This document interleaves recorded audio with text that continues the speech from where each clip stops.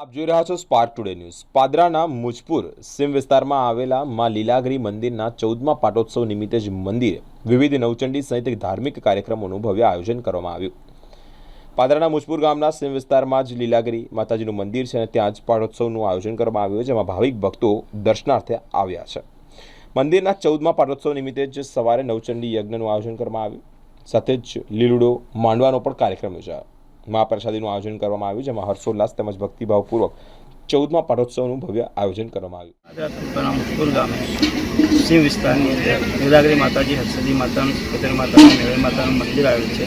વર્ષોથી 14મો પાટોત્સવ માતાજીનો લીલુડો માંડવો દર વર્ષે માસુદ 11 નિમિત્તે રાખીએ છીએ અને મયંકસિંહ રાઠોડ આજના ગાયક કલાકાર તરીકે આવવાના છે।